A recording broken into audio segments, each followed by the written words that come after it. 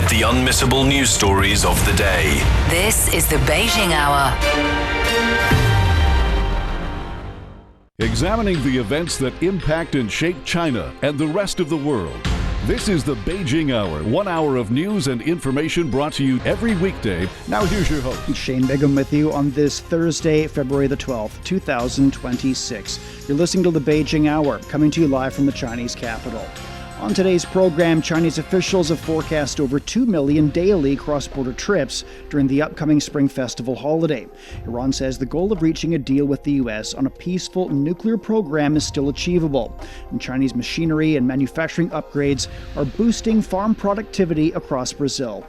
In business, China's providing one-stop public services for enterprises. In sports, the latest medal events at the Winter Olympics in Italy. In culture and entertainment, promoting CMG's Spring Festival Gala in South African cinemas. Now checking the day's top stories.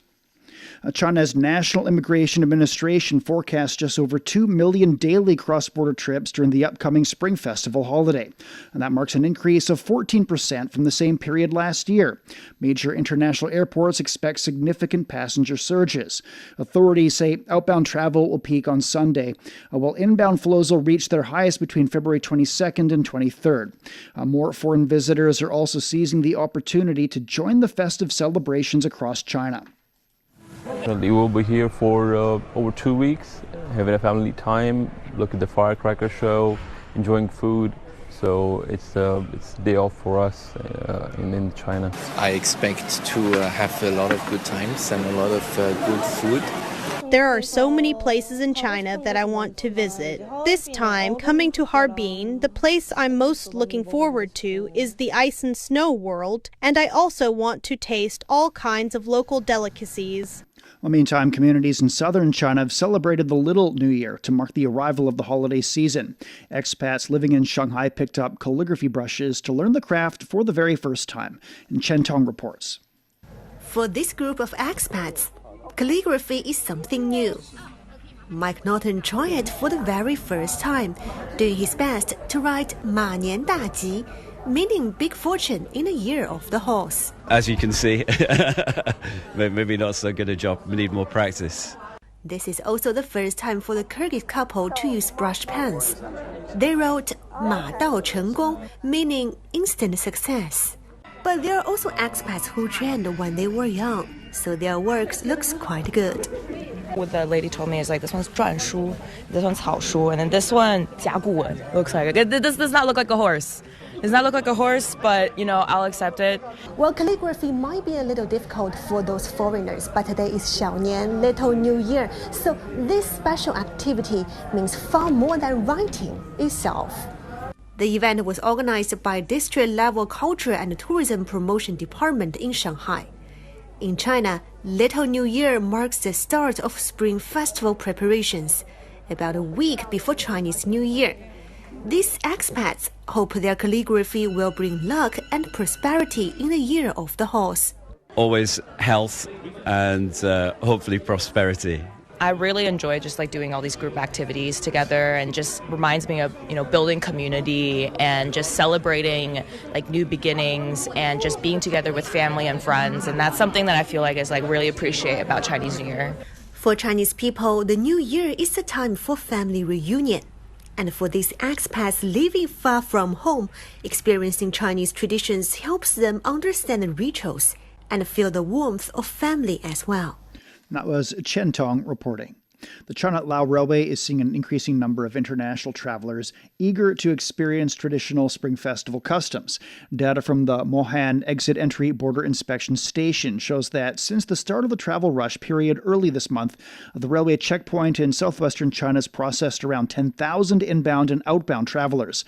Among them, more than 1,300 were foreign nationals from 33 countries and regions. That's an increase of more than 30% from the previous year. We are very looking forward to the Chinese New Year. Well, we know a little bit about it, but of course we would like to learn more. For example, we know that a lot of events are going on and maybe fireworks, and that that all families have like small traditions to give, I think, a red envelope, and then with money to give to bring good luck. And that every year there is another, they celebrate another year of an animal, and this year it will be the year of the horse. We hope to see like a lot of the traditions. We also contacted our host, and she will help us and explain where we can go, what we can see in the neighborhoods. Last year I was lucky enough to spend Chinese Spring Festival in Hainan.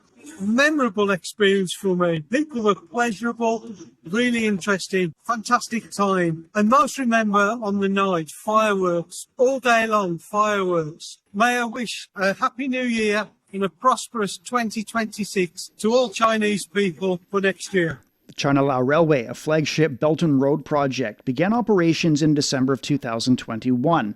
The more than 1,000-kilometer line connects Kunming and Vientiane. As of February 2nd, the railway had operated 90,000 passenger train services and carrying over 66 million passengers. It's also transported nearly 77 million metric tons of cargo. With just days to go until Spring Festival, cities across China are busy preparing for the holiday. In Henan Province, festive decorations are already on full display in Zhengzhou. Red lanterns now line the streets, creating a vibrant and joyful holiday atmosphere throughout the city. In Ningxia Autonomous Region, a lantern fair is drawing large crowds. A special exhibition in Inchuan features colorful lanterns, some of which have been created by local students and their teachers. The event will run through early March with traditional performances and folk activities for all ages. Meanwhile, in Guizhou Province, villagers in Guiyang are busy preparing traditional New Year foods such as sausages and rice cakes, while cultural performances bring together residents and visitors to celebrate the upcoming Year of the Horse. As Spring Festival approaches, a group of American teenagers is heading to China with pickleball paddles in hand. They're here to build friendships and experience the culture. Zheng Tao has more. In Chinese tradition, Spring Festival means going home. Family dinners, holiday traditions, time with parents and friends. But for these American high school students, the holiday begins with a 14-hour flight across the Pacific. Their destination is China. Their luggage packed with paddles, sneakers, and a lot of curiosity. And their common language is pickleball. Leading the group is Dr. Jeffrey Sullivan. We are extremely excited to return to China, especially during this very special time of the Spring Festival. And we have 31 new ambassadors and 7 returning ambassadors, and me and 6 other staff members for a total delegation of 45. And we are extremely excited to come back to China. Sullivan has led similar trips before, and this time, the focus is still the same, using sport to bring young people together. At the heart of the visit is pickleball, one of the fastest growing sports in the United States. It's part tennis, part badminton, part ping pong. Simple to learn, fast to play, easy to enjoy. And that, Sullivan says, is exactly why it works. Pickleball is a sport that people experience success with rather quickly. It becomes fun very quickly. So some of those nerves get out of the way very fast, and that allows the friendships and the joy to start. For 17-year-old Haley Cockery, this is already her second time to China. She calls her first trip life-changing. When she heard there was a chance to come back, she didn't hesitate. I just had to take this other opportunity to experience going to China during Chinese New Year. I'm so excited to make more connections that will last a lifetime and learn more about Chinese culture, especially visiting the 2 smaller communities that we didn't get to visit before. For first-time visitor Michael Houghton, everything feels new and exciting. Oh my gosh. When I told my mom, at first, she was like a little shocked. She was like, wait, China? Like, you're going to another country? And I was like, Mom, like, I have to do this. And then she just like gave me a hug, and I was so excited, and she was excited. Beyond the matches, the students are also diving into Chinese New Year traditions. They are writing Spring Festival couplets, making dumplings, watching holiday performances, and celebrating with local families. Organizers say these everyday experiences matter just as much as the games themselves. The program is coordinated by Dr. Wang Pengfei, founder of the China-US Youth Pickleball People-to-People Exchange Initiative. He says sport is only the starting point. We hope these American students can come not just as visitors, but as participants. We see this program as planting seeds. We hope the impact goes both ways and lasts far into the future. The exchange is also part of a broader initiative that aims to bring 50,000 young Americans to China over 5 years for study and cultural programs. From ping-pong diplomacy decades ago to today's pickleball courts, the sport may look different, but the goal remains the same. Sometimes all it takes to connect two countries is a small paddle, a plastic ball, and a game played together. For the Beijing Hour, this is Jiang Tao. And coming up, Tehran says a deal with Washington on peaceful nuclear development is still possible. You've been listening to programs from CGTN Radio. CGTN Radio. We invite you to visit us online for more audio, pictures, and in-depth reports. At radio.cgtn.com, you can access a wide range of programs and find your favorite news, talk, features, entertainment shows, and podcasts. Hear the difference with CGTN Radio. We're at 11 past now. Iranian Foreign Minister Abbas Araghchi says reaching an agreement with the United States on Iran's peaceful nuclear program is achievable. In a social media post, Araghchi said he sincerely hopes the coming year will be one of peace and stability with dialogue prevailing over war. He noted that Iran favors a diplomatic path and that an agreement is within reach provided it respects fairness and balance. However, he emphasized that under no circumstances will Iran retreat from defending its sovereignty regardless of the cost. Iranian President Masoud Pezeshkian says Iran does not seek nuclear weapons and is willing to undergo verification of its nuclear program. He stresses that Iran will not surrender to excessive demands or yield to injustice and aggression. Speaking at celebrations in Tehran for the 47th anniversary of the Islamic Revolution, Pezeshkian said that a wall of distrust created by excessive Western and U.S. demands has impeded talks. At the scene, the Iranian public reaffirmed allegiance to the national establishment and condemned what they called aggressive, destabilizing, and criminal policies of the United States and Israel. Ehsan Kevani reports from Tehran.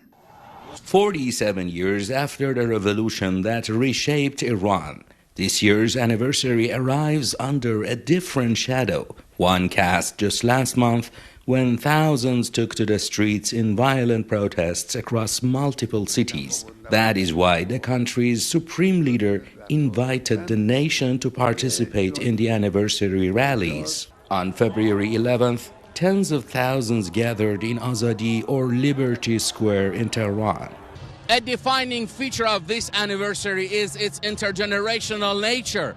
Around me are Iranians who lived through the revolution alongside many born decades later. For these pro-government Iranians, it's a day to reflect on a shared history and reinforce a sense of national identity. We asked people what the major achievements of the Islamic Revolution are after almost half a century. Compared to previous decades, we have seen great progress in the missile and aerospace sectors. Also, in scientific and cultural areas, we have improved significantly. In the nuclear sector, missile capabilities, in medical and pharmaceutical spheres, we are so good. Iranians have had great achievements in the academic sector. The achievements are not limited to military issues, but include scientific and technical areas.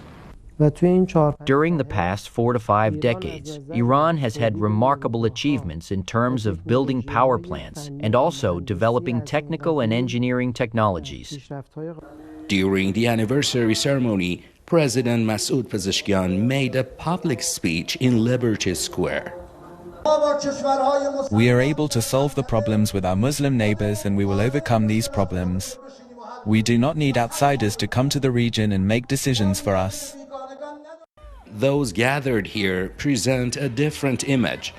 Organized, celebratory, and publicly loyalist participants describe their presence as a direct response. The official narrative frames this turnout as a rebuke to last month's unrest, a display of enduring popular support. That was Ehsan Kevani in Iran.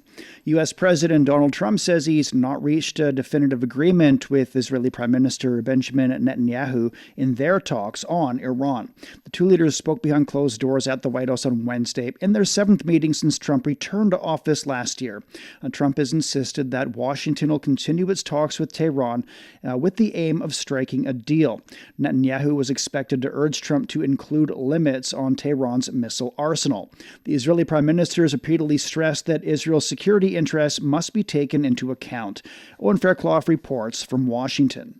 Israeli Prime Minister Benjamin Netanyahu arrived at the White House on Wednesday to meet U.S. President Donald Trump, having set out his priorities.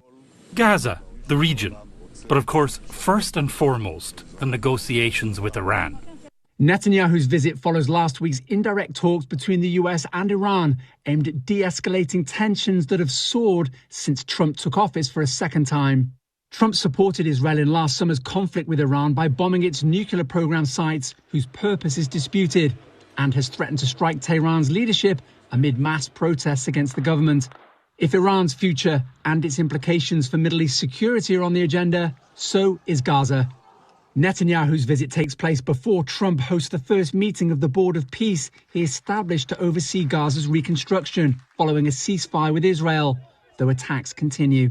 And although Netanyahu has agreed to join a board run by his closest ally, he initially objected to the inclusion of regional rivals Turkey and Qatar.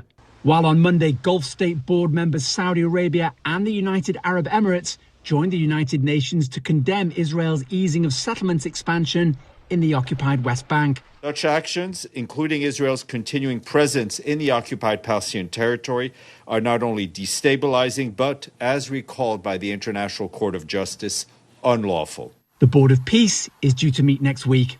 That was Owen Fairclough reporting. The Wall Street Journal reports the U.S. is ready to deploy a second aircraft carrier to the Middle East within 2 weeks. The report says the carrier, likely to be the USS George H.W. Bush, is completing training exercises off the coast of Virginia and could accelerate its readiness if ordered. President Trump has not issued the official order, though. The Secretary of Iran's Supreme National Security Council says Tehran has not received any clear proposal from Washington. He stressed that ongoing talks are strictly limited to Iran's nuclear program and accused Israel of attempting to disrupt the negotiations. U.S. Attorney General Pam Bondi defended the Justice Department's handling of the Epstein files during a congressional hearing on Wednesday. The hearing followed the release of millions of new files related to the convicted sex offender. Bondi also defended President Donald Trump and the department's actions in response to questions from Democrats. The hearing was marked by repeated clashes between Bondi and Democratic lawmakers. Walter Morris has more. U.S. Attorney General Pam Bondi answering tough questions on Capitol Hill. For months, the Department of Justice has faced criticism from members of both political parties for failing to release the Epstein files in a timely manner. And Wednesday, Bondi defended the Trump administration's actions and traded insults with lawmakers. Bondi appeared before the House Judiciary Committee Wednesday as the administration faces more scrutiny over the release of files related to convicted sex offender Jeffrey Epstein. Democrats accused Bondi and the Department of Justice of committing a cover-up to protect Donald Trump and the wealthy men involved in Epstein's child sex trafficking ring. During her testimony, Bondi was defiant at many points, refused to answer questions about why the DOJ released the names of victims while redacting the names of Epstein's powerful co-conspirators. And there were several dramatic moments as well. At one point, a lawmaker from Washington state asked Bondi to apologize to Epstein survivors who attended the hearing. Bondi refused and accused the Democrats of playing politics. Bondi also faced accusations of using the Department of Justice to attack Trump's political opponents, and she frequently responded with personal insults. How many perpetrators are you even investigating? First, you showed it. I find it. How many have you indicted? Excuse me. I'm going to answer the question. Answer my question. No, I'm going to answer the question the way I want to answer the question. No, Your you're going to answer the theatrics are question the ridiculous. way I asked it. Chairman Jordan, I'm not going to get in the gutter with these people, but I'm going to answer the question. How many have you indicted? Again, the time belongs to Reclaiming my time. The time belongs. I think it's very interesting. Reclaiming my time. I think it's very interesting. You can that reclaim he your talks time, about but- they indicted. The president said they indicted him twice. Mr. Chairman, please stop the clock and stop stop the clock and restore his time. Okay, here we go with these theatrics. Hours before that hearing, a group of Epstein survivors and their families spoke on the steps of the U.S. Capitol. They were joined by lawmakers and the Women's Democratic Caucus. The survivors say Bondi's Department of Justice acted carelessly by releasing sensitive victim information like nude photos. And they say the Trump administration is protecting wealthy and powerful Epstein associates, and now they're calling on the DOJ to do its job. A partial release of these files by the DOJ, riddled with improper redactions that expose the vulnerable and shield the powerful from accountability, is not justice. It is injustice. As victims of this crime and citizens of this country, we will not stand for it, and neither should you. We need survivors to be taken seriously. There should never be a time limit on justice, and the DOJ needs to do its job. Give us the rest of the files and start the investigations. Start the investigations on the things that are in the files right now. During her testimony, Bondi told lawmakers that the Justice Department did everything possible to protect survivors, but mistakes were inevitable because of the amount of documents. That was Walter Morris reporting from Washington. Weekly demonstrations continue in South Korea, drawing attention to Japan's colonial-era crimes. Protesters in Seoul are highlighting the sexual enslavement of women. They're demanding meaningful apologies and fair reparations for the victims. Frank Smith reports. The sexual slavery of women under Japanese colonial rule continues to impact relations between South Korea and Japan. This protest over sexual slavery, commonly referred to as the comfort women issue, represents efforts for those victims to obtain a sincere apology and compensation from Tokyo. New Japanese Prime Minister Sanae Takeichi has previously questioned Japan's sexual enslavement of women, igniting concern among comfort women supporters here. We warn you clearly, a nation that denies its past and advances towards becoming a military power can never speak of peace. Electoral victory cannot absolve war crimes, and domestic political support cannot absolve historical responsibility. In 2019, opposition groups denying the history of Japanese atrocities began counter-demonstrations, sometimes harassing the supporters of comfort women. But a recent law has caused those groups to suspend their activities. Republic of Korea lawmakers agreed to amend the Comfort Women Victims Protection Act to criminalize such denialism. Japan's contention that it has already apologized and provided compensation is not accepted. What the victims clearly demanded was an acknowledgement of responsibility and an apology, but this were omitted. The victims' genuine demands were omitted, and the agreements were concluded with money and collusion between the two governments. Liberal Republic of Korea President Lee Jae-myung has been criticized for prioritizing diplomacy. Our government needs to be more forceful and say, acknowledge your wrongdoing. Fewer than 10 registered Republic of Korea comfort women are still alive.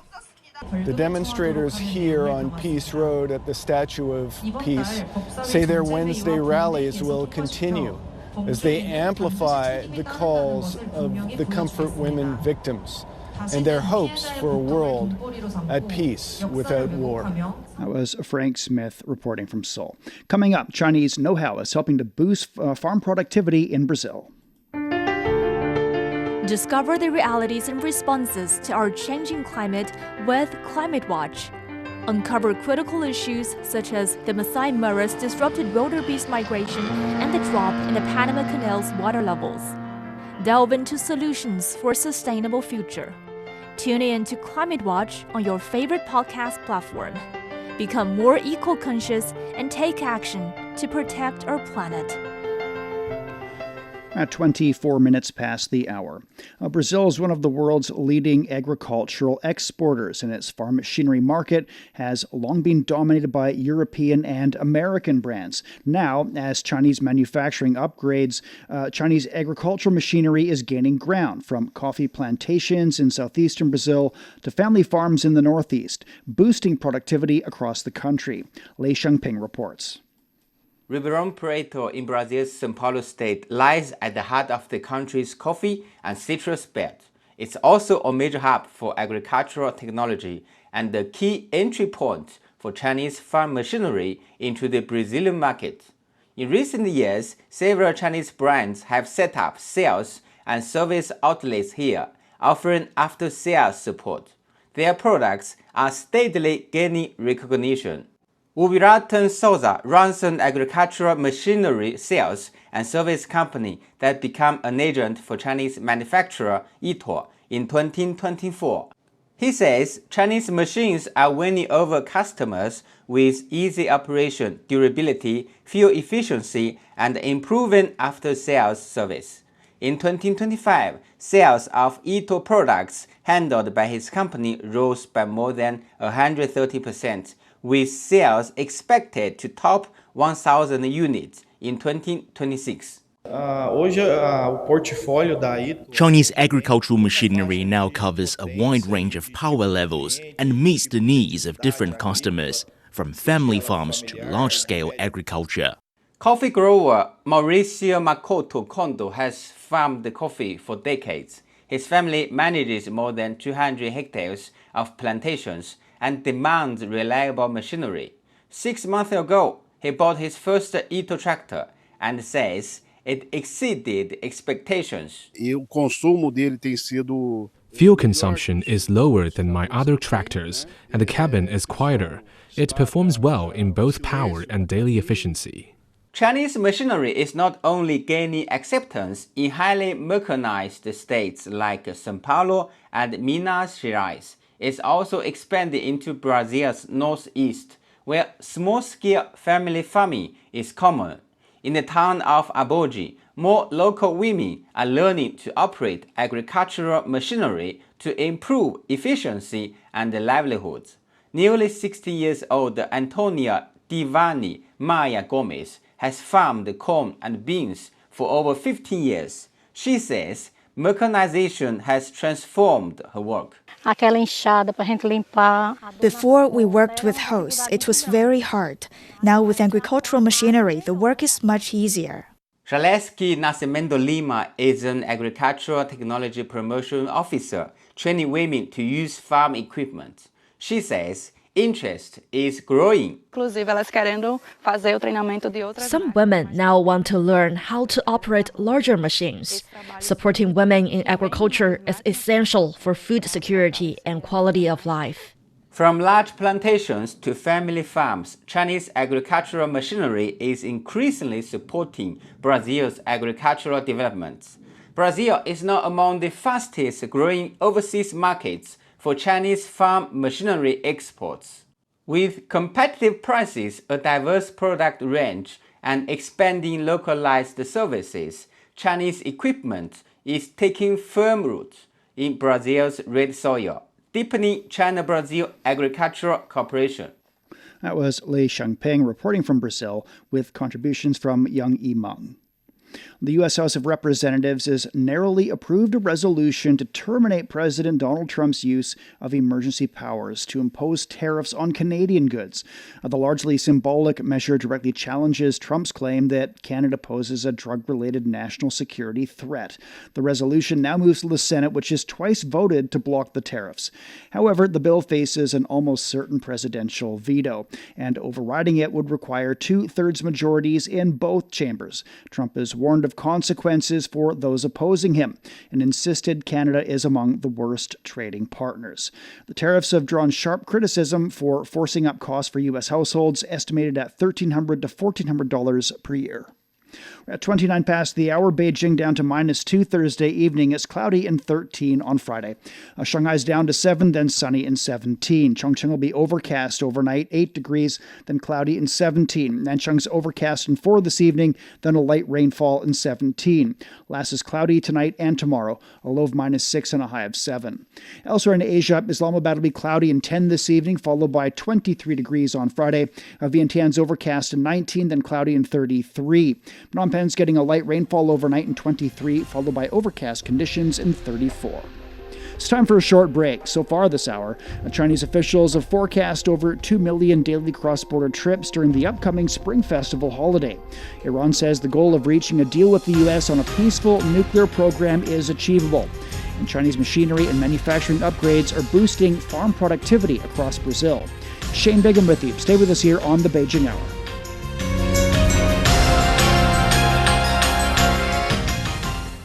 Shh, listen up. Can you hear the heartbeat of our world? It's vibrant and pulsating with the essence of life itself.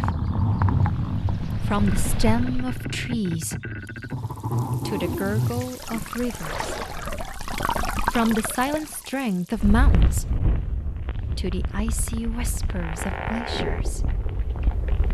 Even the solid ground beneath our feet. And right there, in the midst of all, beats the heart of humanity. What if those other heartbeats were to stop? Would ours keep on ticking?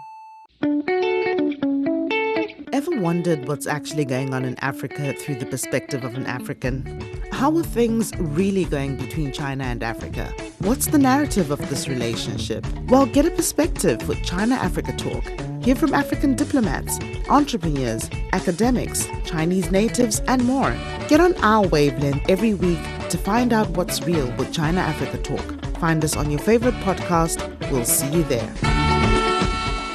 Examining the events that impact and shape China and the rest of the world. This is the Beijing Hour, 1 hour of news and information brought to you every weekday. Now here's your host. Shane Bigham with you on this Thursday. Still to come. In business, China's providing one-stop public services for enterprises. In sports, the latest medal events at the Winter Olympics in Italy. In culture and entertainment, promoting CMG's Spring Festival Gala in South African cinemas. To contact us, you can email radio@cgtn.com or follow our X account @CGTN Radio. Now checking the day's headlines, here's Wang Ziheng. Thank you, Shane. Chinese President Xi Jinping has called for a stronger strategic and forward-looking approach to basic research, urging greater support for scientists to produce more original breakthroughs. In an instruction on work related to the National Natural Science Foundation, President Xi called for reforms to improve the science funding system, refine the funding framework, and boost efficiency amid a new wave of technological and industrial transformation. He also stressed the importance of fostering a sound research environment and expanding international cooperation to enhance China's self-reliance and strength in science and technology. Established in 1986, the National Natural Science Foundation is a key channel for national funding of basic research. Chinese Foreign Minister Wang Yi has met with Hungarian Prime Minister Viktor Orbán in Budapest, reaffirming that China will remain a reliable and long-term strategic partner for Hungary. He welcomed Hungary to continue riding the fast train of Chinese modernization to share in development opportunities and promote common progress. Orbán welcomed more Chinese companies to invest and thrive in Hungary. Wang Yi also held talks with his Hungarian counterpart Peter Szijjártó. The two sides agreed to deepen bilateral cooperation, jointly work for the sound development of China-EU relations, and enhance collaboration in global governance.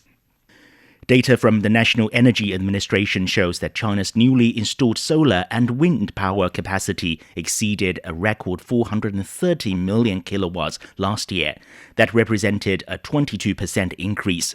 The surge propelled the cumulative grid-connected wind and solar power capacity to surpass thermal power for the first time. The two clean energy sources accounted for 22% of China's total electricity output in the year 2025. Daily consumer goods duty-free shops in Hainan province recorded nearly 500,000 yuan in sales volume on the first day of their opening on Wednesday.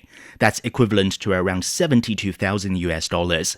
The first 5 stores are now open to residents in the island province. The move followed China's introduction of a zero-free policy on certain imported goods for residents in the Hainan Free Trade Port. A South Korean court has sentenced former Interior Minister Lee Sang-min to 7 years in prison for his role in ex-President Yoon Suk-yeol's failed attempt at martial law in December 2024. Special prosecutors sought a 15-year sentence, arguing the former minister played a critical role in enabling the insurrection. Lee denied the charges. He has been in custody since August. The 61-year-old is the second member of Yoon's cabinet to be sentenced for their role in the martial law declaration after former Prime Minister Han Duck-soo received 23 years last month. 9 people are dead in one of the deadliest mass shootings in Canadian history. Police say the revised number of fatalities previously reported as 10 includes the suspect. The 18-year-old woman, who authorities say had a history of mental health issues, allegedly killed herself, her mother and stepfather before carrying out an attack at her former school in Western Canada on Tuesday. Prime Minister Mark Carney has postponed a planned trip to Europe and ordered flags on all federal buildings to be flown at half-mast. Schools in the San Francisco United School District remained closed for a third day on Wednesday. About 6,000 public school teachers went on strike, demanding higher wages, better health benefits, and more resources for special education. Leslie Hu is one of them. We are fighting for the schools our students deserve, and educators come together to fight for our students, with our families, to actually get the things that students need. Right now we're really working to help students with special needs get the services that they need, as well as having our families, our teachers who have families, get a quality health care. I hope that we can get this done as soon as possible, and educators here, as standing with our families and students, are prepared to go as long as it takes until we have a signed agreement.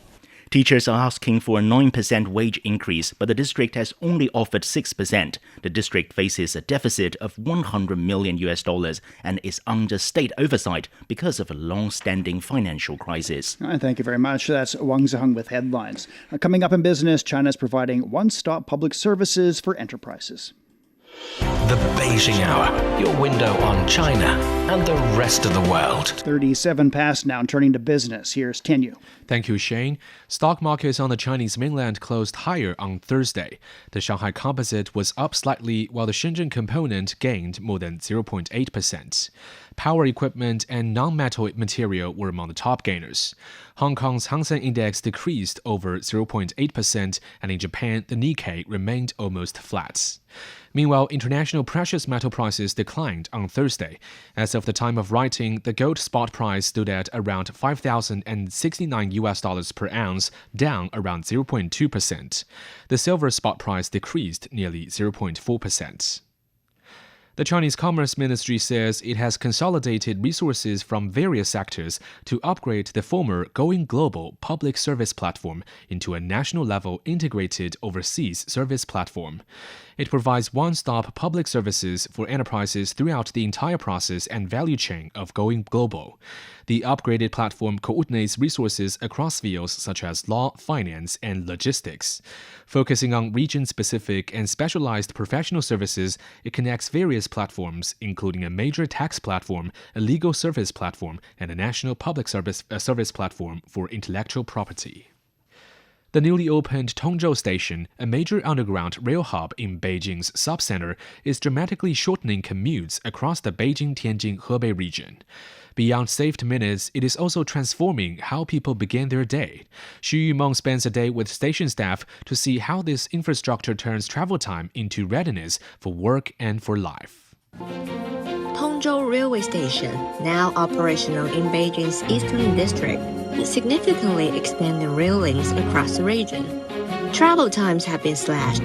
Destinations like Baodi, Beicheng, Tangshan, and Qinhuangdao are now within quick reach, with the fastest trains taking as little as 30 minutes or up to 90.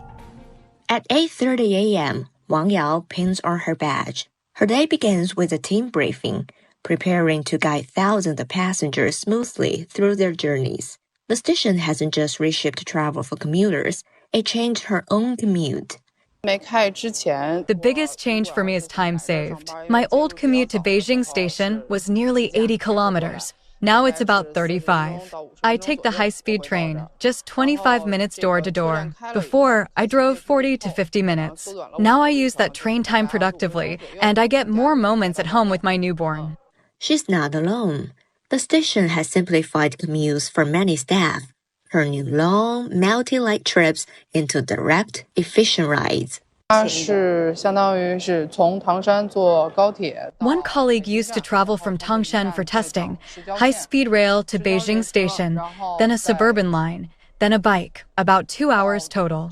Now, with Tongho Station open, she takes a direct train and commutes in roughly an hour. That saves her 2 hours every round trip. For Wang Yao and her team, these personal gains sharpen their focus, ensuring every passenger enjoys the same efficiency. Their first stop is the information desk, the vital point where schedules, routes, and connections are clarified, saving passengers their most precious resource, time. For those who need extra help, like parents with young children, this service offers calm amid the rush. We start our main contact point, handling inquiries, lost and found, callbacks. We resolve everything carried over from the last shift before moving forward. Her routine continues onto the platforms, meeting trains, observing flows, guiding anxious passengers toward the fastest route. For passengers, the benefits are clear. I used to rideshare home, about 150 yuan and 2 to 3 hours, plus waiting. Now the high-speed train costs 79 yuan, no transfers. It's far more convenient.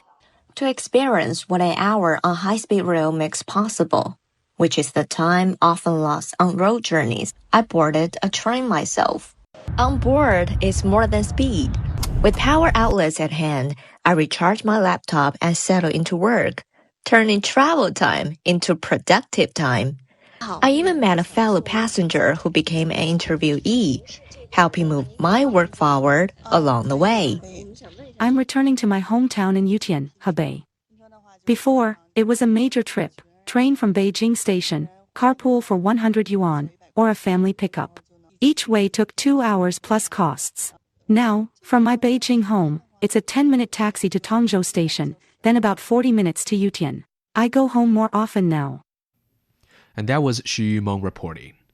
For more, Lili Lu spoke with Chen Long, an assistant professor at Beijing University of Technology. So we have this guiding principle, which is literally translated as a people's city that's built by people, for the people. How is it reinforcing the rationale and importance of urban upgrading policies? I think the concept of a people's city reframes the objective of urban upgrading. It shifts the focus from increasing development capacity to improving the quality of everyday life. This means urban policies increasingly address the accessibilities to services, public space quality, aging population, and community-level facilities. And these elements may not immediately raise GDP, but they directly influence the social equity, urban efficiency, and long-term sustainability. And more importantly, the concept changed the nature of governance. Urban upgrading is no longer a periodic construction campaign. It becomes an ongoing public service process supported by data management, digital management, and incremental renewal. And the aim is to reduce the structural inefficiencies in daily living. For example, the commuting burdens, the service mismatches, and even the resource distribution. And therefore, the significance of urban upgrading is deepened. It evolves from an investment-driven development strategy into a people-centered governance mechanism that maintains urban vitality even in this post-expansion era. That was Assistant Professor Chen Long at Beijing University of Technology talking about China's urban development. An international large-scale scientific initiative led by Chinese scientists has officially started. The Plant Planet project aims to decode the genetics of the major lineages of land plants. It is co-initiated by the Agricultural Genomics Institute at Shenzhen, together with Peking University and more than 40 other institutions from 15 countries and regions. The project also seeks to address global challenges such as food security, biodiversity conservation, and drug discovery. Cities in the Inner Mongolia Autonomous Region are pioneering a modern forage and pasture industry through artificial planting and natural grassland restoration to meet their immense demand for forage. The region leads China's annual livestock breeding with over 140 million head of grass-fed animals. In 2025, Inner Mongolia's artificial forage planting area reached about 1.4 million hectares, with total forage supply surpassing 75 million metric tons. The feat effectively supports key livestock industry chains, including dairy and beef. The combined output value amounted to 500 billion yuan, or roughly $72.4 billion. Based in Bayanur, Shenmu High-Tech Ecological Grass Industry Company has developed over 15,000 hectares of organic pasture and feed cultivation bases. Meanwhile, at the National Grassland Technology Innovation Center in Hohhot, researchers have developed a new series of biofertilizers. These products can enhance plant nutrient uptake, stress resistance, and root health, supporting the restoration of damaged grasslands and helping increase the yield of forage. And finally, a new intelligent driving laboratory in Chongqing is now open, which can test self-driving cars in realistic rain, fog, and traffic all at the same time. Covering more than 5,000 square meters, the lab in the southwestern city is a global pioneer in bringing together moving vehicles, changing weather, and complex traffic flow in one testing environment. It aims to ensure intelligent vehicles are safe before they hit the road, even in the toughest, most unexpected situations. The lab can adjust rain, fog, and lighting in real time, creating smooth natural weather changes. Real cars can interact instantly with simulated traffic, solving a major problem with traditional lab tests that couldn't capture the complexity of the real world. Chinese authorities have chosen at least 20 cities and city clusters as pilot zones for vehicle road cloud integration, connecting cars, infrastructure, and data to support the future of smart transportation. All right, thank you very much. That's Tianyu with Business. You're listening to the Beijing Hour. Coming up in sports, the latest medal events at the Winter Olympics in Italy. Sideline Story brings you all things sports related. The hottest topics, latest events, juiciest stories, all with a very personal take. Subscribe to Sideline Story Podcast for heated sports discussions covering events that are happening in China and around the world. 47 past, and turning to sports, here's Yanghua. Thank you, Shane. We begin with the Milano Cortina 2026 Olympic Winter Games. As of Thursday afternoon, Norway remains on top of the table with 7 golds, 2 silvers, and 4 bronzes, followed by the United States and Italy. Team China is in 14th with 1 silver and 2 bronzes. The second bronze medal came from Ning Zhongyan in the men's 1,000-meter speed skating, delivering China's first ice medal at Milano Cortina Winter Olympics. He clocked a time of 1 minute, 7.34 seconds. It also marked Ning's first Olympic medal at these games. This performance was close to perfect. In the first 600 meters, I really delivered my best form. Over the last 400 meters, my drop in speed was slightly beyond what I had planned, but I achieved my goal of earning a medal, which is a big boost to my confidence. Getting a bronze medal is the biggest recognition for me in the past 4 years. Ning was one of the flag bearers for China at the opening ceremony. Jordan Slots of the United States took gold in 1 minute, 6.28 seconds, breaking the previous Olympic record set by Dutch skater Gerard van Velde at Salt Lake City 2002. Yeah, that would be super huge. I think it would be, second next to Eric Heiden, and that would be something that's, crazy, super historical. I don't know if it's, going to happen, right? It's hard enough just to get 1 gold medal, but one is, it's huge. And for me, just, being able to win one and doing it in the 1,000 meter, you wait 4 years to be able to do it. It means a lot. So I'm happy so far. Slots finished 0.5 seconds ahead of Dutch skater Janine de Boer, who took silver. Chinese snowboarder Wang Ziyan has reached the men's halfpipe final. He scored 80.5 points in his second round to finish 10th in qualifying. Wang missed 10 months after an injury at the 2025 Asian Winter Games. He said he pushed through fear and gave his best. The 22-year-old hopes his snowboard videos inspire others to try the sport. Scotty James of Australia topped qualifying. 17-year-old Ren Chongshuo finished 20th and didn't advance. The final takes place on Friday. Switzerland's Franjo van Ormen has captured the men's Super G title to become just the third male alpine skier to win 3 gold medals at a single Winter Games. Van Ormen added Super G gold to his earlier victories in downhill and team combined. He joined Tony Sailmer and Jean-Claude Killy as the only male alpine skiers to sweep 3 golds in one edition. Italy won both luge doubles events. Andrea Voiter and Marianne Obenhofer took women's gold. Emmanuel Ryder and Simon Kaiwalder won the men's event. American Elizabeth Lamley won Moguls gold after the defending champion crashed. Francis Julia Simon took biathlon gold. Norway's Jens Lures Oftebro won Nordic combined by 1 second. Scotty James and Chloe Kim topped the snowboard halfpipe qualifying. China's Cai Xuetong advanced. Liu Jiayu crashed and went to hospital, but she's in stable condition. And in figure skating, Beijing 2022 champion Guillaume Cizeron has retained his Olympic ice dance title at Milano Cortina Winter Games, winning with new partner Lawrence Funian Biaudry. Skating to music from the film The Whale, they produced a near-flawless free dance to score 135.64 points and finished with 225.82. The 31-year-old Cizeron became the first ice dancer to win Olympic gold with 2 different partners. The French skater captured the title in Beijing with Gabriela Papadakis. He teamed up with Funia Biaudry last March, and the pair quickly rose through the ranks, winning the European title in January. Reigning world champions Madison Chock and Evans Bates of the USA took silver. Canada's Piper Gills and Paul Poirier came third for bronze. In football action from the English Premier League, Manchester City scored 3 goals in the first half against Fulham, and Antoine Semenyo, Nico O'Reilly and Erling Haaland all found the net. Manager Pep Guardiola showed great satisfaction.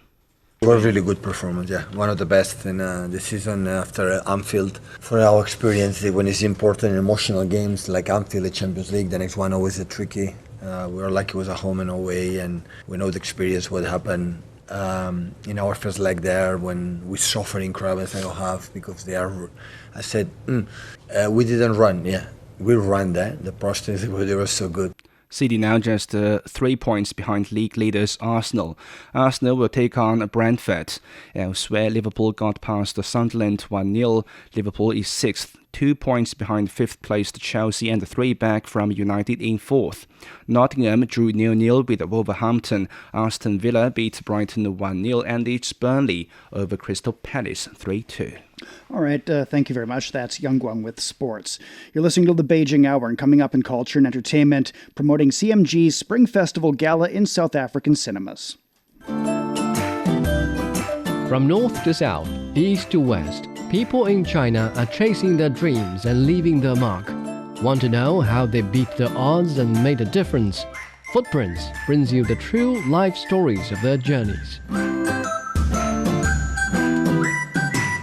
53 past the hour. Turning to culture and entertainment, the CMG Spring Festival Gala promotional videos return to South African cinemas for the 3rd year.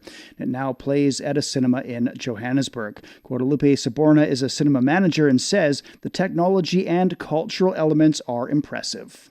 So actually, when I first saw it, I was surprised and a bit excited. Chinese culture, especially with the technology and the mix with culture and everything. Just shows you everything, and that makes it better because, it makes it seem more like an international event, more than just a local event.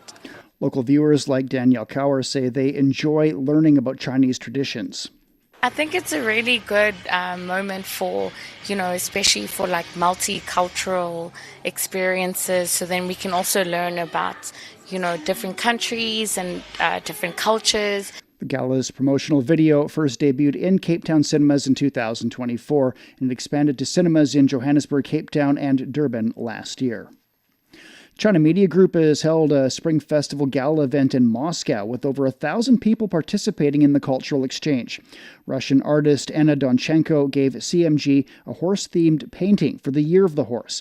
Guests enjoyed dance, music, and Chinese customs like sugar painting. The gala starts on February 16th at 8 p.m. Beijing time. Over 3,300 media outlets worldwide will broadcast and report it in 85 languages. In a small town in Yunnan province, tradition and taste come together for Spring Festival. Local cooks are putting new spins on centuries-old dishes. Yang Jinghao shows us how history meets flavor on the holiday table. Coffee beans being ground, but they are not for a cup. The grinds are going into sausages. In Mohe town, southwest China's Yunnan province, sausage making is a long-standing tradition. Almost every household prepares it ahead of the Spring Festival. For Li Yan, keeping this tradition alive also means giving it a modern twist. Apart from coffee, Li also adds local specialties such as tea powder and even rose petals to her pork sausages. I'm working on a new avocado sausage. Even though the trademark is still pending, we've already secured around 6,000 orders. Mohe has a long history of salt production, dating back more than 300 years, a tradition that helped shape local cured meat culture. From small village kitchens, these local sausages are now reaching customers across the country. For Li, it's about more than business. It's also about sharing a local taste with the wider world through continuous innovation. If we don't try something new and only stick to a few old flavors, we'll eventually be left behind. As demand grows, the industry is also creating jobs and supporting rural development. I've worked here for more than 10 years.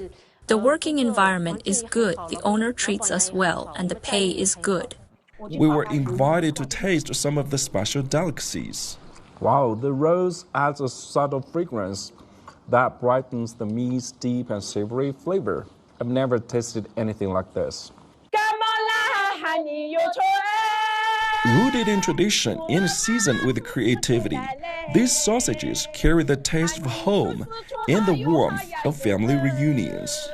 That was Yang Jinghao reporting. And historians in Kazakhstan have found ancient bronze coins in the Jambul region. The coins date from the 8th to 12th centuries. Some coins came from the ancient city of Taraz. Others originated from China's Tang and Song dynasties. Experts say the discovery proves active trade along the ancient Silk Road. 57 past now. Checking the forecast before we go for the day. Beijing's down to -2 Thursday evening. It'll be cloudy and 13 on Friday. Shanghai 7 overnight, then sunny and 17. Chongqing will be overcast and down to 8, followed by cloudy conditions and 17. Nanchang's overcast and 4, followed by light rainfall and 17. Lhasa's getting clouds tonight and tomorrow with a low of -6 and a high of 7. Elsewhere in Asia, Islamabad's cloudy this evening and 10 degrees, followed by a high of 23 on Friday. Vientiane's overcast and 19 overnight, then cloudy and 33. Phnom Penh's getting a light rainfall and 23 degrees overnight, followed by overcast skies and 34. And that's it for this edition of the Beijing Hour. Making news today, Chinese officials have forecast over 2 million daily cross-border trips during the upcoming Spring Festival holiday. And Iran says the goal of reaching a deal with the U.S. on a peaceful nuclear program is still achievable. On behalf of the staff, this is Shane Bigham in the Chinese capital, hoping you'll join us for the next edition of the Beijing Hour and open a window to the world together. Find the Beijing Hour at precisely 6 p.m. Beijing time.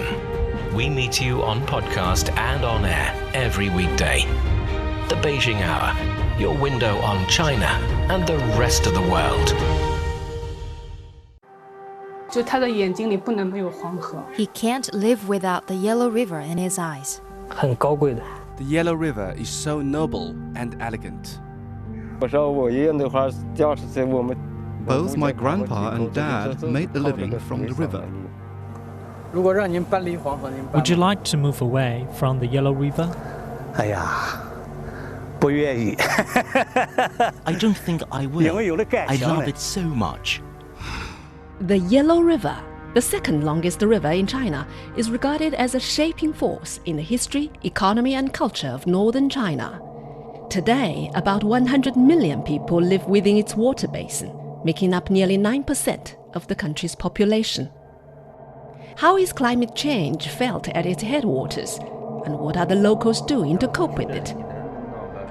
What are the descendants of the boatmen doing? What has kept some people from leaving their home village by the river, and what has drawn others back?